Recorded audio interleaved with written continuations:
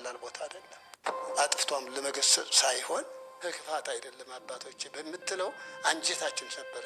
ታሪኩን ለማጥራት በሚል ነው ሀሳባችን በሚዲያ መንፈስ በመቅናት ነው፣ እናቶችን ለመርዳት ነው። አትጎልም፣ አትፈስም። ሰላም የ13 ሚዲያ ቤተሰቦች እንደምናላችሁ በያላችሁ በሰላም እግዚአብሔር ከሁላችን ጋር ይሁን እያልኩኝ ዛሬ በአስገራሚና በአስደናቂ ጉዳይ መጥቻለሁ። ምንድነው? ዛሬ እንደሚታወቀው ኮሚዲያን አባቶችና እናቶች ገዳም ገቢ ማሰባሰቢያ ወይም የውሃ ችግር እንዳለባቸው እና የሚገልጽ ቪዲዮ እና የገዳሙ የተለያዩ ችግር እንዳለባቸው የሚገልጽ ቪዲዮ መስራት ይታወቃል። በመሆን የሰራው ቪዲዮ ትክክል አይደለም፣ ኤዲት የተደረገ ነው፣ ስክሪፕት ጻፈ ነው የሚለውን ነገር የገዳሙ አባቶች መጥተው ለእግረኛ ሚዲያ በሰጡት ቃል መሰረት ቅርታ ጠይቋል። የገዳሙ አባቶች ደግሞ አሁን ደግሞ ዛሬ የመጣሁትና በአስገራሚ ጉዳይ የሚሆነውን ነገር ደግሞ የዋልድባ አባቶች ኮሜዲያን እሸቱን መጥተው ይቅርታ ጠይቀውታል። ለምን ጠየቁ የሚለውን በሚከተለው ቪዲዮ የምንመለከት ይሆናል። አብራችሁን እንድትቆዩ በእግዚአብሔር ስም እናሳስባለን። እኒህን የመሳሰሉትና አዳዲስ ቪዲዮ እንዲደርሳችሁ ቤተሰብ ያሉላችሁ ሰብስክራይብ በማድረግ ቤተሰብ የሆኑ ሀሳብ አስተያየታችሁን በኮሜንት መስጫ አስቀምጡልን። ቀጥታ ወደ ቪዲዮ ከታተሉት። አነጋገር ትህትናህ በጣም ስላስደሰተን ከአንድ ልጅ ይህን ያህል ትህትና ሲወርድ የኛ ኑሮ ምንድን ነው? እኛም ዝቅ ብለን ልጃችን መርቀን ብዙ ታሪክ እንደሰራህ፣ ብዙ ቤተክርስቲያኖች እንደረዳህ፣ ብዙ ገዳማች እንደረዳህ እናውቃለን።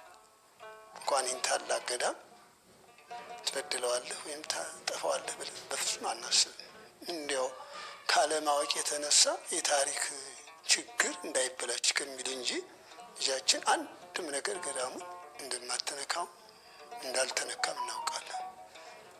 እርግጥ አንድ ሰው የነገሩትን ይዞ ነው የሚሄደው እንጂ ዝም ብሎ ራሱ አውቆ አይሄድም። ያን የነገሩትን ደግሞ መተው ደግሞ ችግር ነው። ይሄ እናውቃለን። እኛ ግን የተነሳንበት ለመቸቸት ወይም አጥፍቷም ለመገሰጽ ሳይሆን ቦታው ታላቁ እንግዲህ አብረንታንት ነው፣ መሰረት ነው፣ አባቶች ነን። እነዚህ ከዚያ ፈልቀው መጥተው ነው። ሰቋርም ዳልሻሃም ከዚያ ነው። ከጊዜ ብዛት ያ የተተከለበት በ485 ነው የተመሰረተ በራሱ በመድኃኔዓለም እጅ። ማንም ሳይመሰርተው በጻድቃን በሰማዕታት በነገስታት በመኳንንት አልተመሰረተም። ራሱ መድኃኔዓለም ለኢትዮጵያ መድኃኒት ይሆን ዘንድ ከሌሎችም ገዳማት ደግሞ ለየት ያለ ስርዓትና ለየት ያለ ሕግ ያስቀመጠለት እንደገናም በኢትዮጵያ ውስጥ የመጀመሪያ የቆብ መጀመሪያ አድርጎ ራሱ የድንጋይ ቆብ እየቀረጸ ያስቀመጠበት ቦታ። እነዚያንም ደግሞ ሰው እስከ ምጽአተ ድረስ ሞት እንዳይነካችሁ ብሎ ከቦታዋ ላይ ሰውሮ ያስቀመጣቸው። መሬቷ እንደ ድንኳን ብድግ አድርጎ እጸዋሊ የምትባል ከገነት አውርዶ ምግባቸው ትሆን ዘንድ ዮርዳኖስን አፍልቆ ለነሱ ቁልቁል ወተት ማሩ ወደ ላይ ለሚተኩት ትውልድ ውሃውን ያቺ ውሃ እስካሁንም አለች። አትጎልም፣ አትፈስም፣ አተር የተአምራት የተሰራበት ቦታ እዚያ ላይ ነው። ያ ቦታ እንግዲህ ህግ ጠባቂ ነው። ለምን? ህግ የተሰራለት ቦታ በመሆኑ።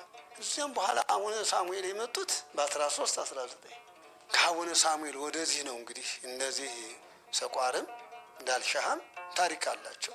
ዳልሻ የመጡበት በ15ኛው ክፍለ ዘመን እየበዛ ሰው ሲሄድ 40 ታቦት ሆነ። እንዴ ዋልድባ አንዲት ናት። በአንዲት ታቦት እግዚአብሔር በፈቀደላት ታቦት መቀደስ አለባቸው እንጂ በ40 ታቦት መቀደስ አይገባውም ብሎ መልአኩ ሲነግራቸው 41ዱ ሲቀብሩ ከ44ቱ ሁለቱ ወደ ትግራይ ይዘው ሄዱ። እኒህ ዳልሻህን የመሰረቷት አቡነ ገብረ መስቀል ታቦቴን አልቀብርም ብለው ቦታዋ እንዳለቀለው ህዳሯ ላይ ሂደው ያስቀመጧት በ15ኛው ክፍለ ዘመን። ከዚያ በእንግዲህ በግራይ ወረራ እንደገና ደግሞ ዋሻ ኪዳን ከሚባለው ሲገቡ በረሃው የቋርፍ መቆፈሪያ ነበር ይችላሉ ሰቋር። እንደገና ደግሞ እነሱ በ16ኛው ክፍለ ዘመን ስዕል ቤት አቋቋሙ። ከዚያ ነው እንግዲህ ከአብረንታን ተነጥለው ነው የመጡት። በ17ኛው ክፍለ ዘመን በመናኔ ተክለ ሃይማኖት ዘመን እንዴ አባቶቻችን ታቦት መቁረብ ያጣን ስጋው ደግሞ መቀበያ ያጣን ሲሏቸው እንዴ ፈቀዱላቸው። በዚህ መልኩ መሰረቱ አባቱ አብረንታንት ስለሆነ አንዳንድ ህጎች እየመጣን ነው የምናቃና። በይበልጥ በእውነቱ ለአንተ ጸጋ ነው ይህን ነገር ያመጣልህ፣ ያንተ ጸጋ ነው። ከቅንነት ስለሄድክ፣ ከበጉነት ስለሄድክ፣ እረዳለሁ ብለህ እጠቅማለሁ ብለህ ስለሄድክ አንተና እኛን የሚያገናኝ ምክንያት አድርጎ እግዚአብሔር በእውነት የፈጣሪ ልታመሰግነው ይገባል። በየትም አናገኝህም ነበር፣ አናውቅህም ነበር። ለአንተም ሲጠቅም ለእኛ የምጠቅመን ነገር ሊኖር ይችላል። እግዚአብሔር ስራው አይታወቅም። እውነቴን ነው። ደብረ ሊባኖስ ለምሳሌ የሰራውን ሰምተናል። አቡነ ተክለ ሃይማኖት ከዚያ ቦታ ላይ ሂደው 340 የጸለዩበት ቦታ ነው። ገና ይህ ሳይመሰረት የተነገራቸውም አልገባ ነው። የአንተ ቦታ ደብረ ሊባኖስ ነው ተብሎ የተነገረላቸው ከዚያ ቦታ ነው። ከደብረ ዳሙ ወደ እዚያ ሂደው ከስውራኑ አባቶች ጋር ተገናኝተው ልጃችን ባርከን አንተ የተቀደስክን አሏቸው። አባቶች እኔ ከእናንተ ልባረክ ነው እንጂ እኔማ ምን አለኝ? እናንተ ግን በእግዚአብሔር በአምላካችሁ የመነኮሳችሁ በአምላካችሁ የተሰጣችሁ እስከ ዕለተ ሞት ድረስ ምጽአት እስከሚመጣ ድረስ እንዳትሞቱ የተበላ የተሰጣችሁ እናንተ ልብ ተባርከው ሂድ ቦታ እዚያ ነው ተብሎ የተነገራቸው ቦታ ነው። ዋልድባ ቀላል ቦታ አይደለም። አሁንም እግዚአብሔር በጣም በጥሩ ሁኔታ ነው ያለው። ወደ 16 የሚሆኑ ዝጉሃን ያሉበት ነው። እነዚህ ስውራን ሌላ እነዚህ አይታዩም፣ ምን አይሉም። ያው አንዳንድ መነኮሳት በሱባኤ ገብተው እንደገና ደግሞ መንገድ ሲጠፋ መጥተው መርተው ይሰወራሉ። እና በዚህ መልኩ ነው ልጃችን በእውነቱ አባቶች ሳታጠፋ አጥፍቻለሁ በማለትህ ደስ አለ ደስ አለ። እንዲህ ያለ ልጅ አርአያ የሚሆን ልጅ በፍጹም ከቤቱ ነው የምንሄድ። ከቤቱ ሂደን መርቀን ባርከን ጸልየን አድነን ቦታህን አገርህ እንድትጠቅም ለዚህ ብለን ነው። አሁንም የአባቶች በረከት መጥቶልሃል። እግዚአብሔር አድሎሃል። ከቅንነት ስለተነሳ አንተም ተናግረሃል። እኔም አውቀው ነገር የለኝም ከክፋት አይደለም አባቶች በምትለው አንጀታችን ሰበረን እና ይሄ ነው እንግዲህ ዘአታተ ርሶ ይከብር ወዘአላለ ርሶ ያስር። ራሱን ከፍ ከፍ ያደረገ ይዋረዳል፣ ዝቅ ያደረገ ግን ከፍ ይላል በሚለው መሰረት ደስ ብለህና ልጃችን አሁንም እግዚአብሔር አንተንም ይባርክልን።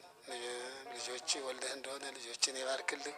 እናንተ ሁሉ ረዳት ሁሉ ይባርካችሁ እግዚአብሔር። ልንባርካቸው የመጣን እዚያም በተረፈ ደግሞ ሀገራችን በእውነቱ አሁን የምንሰማው የምናየው እኛ በእውነቱ የመጣን ሌላ ስራ ነው።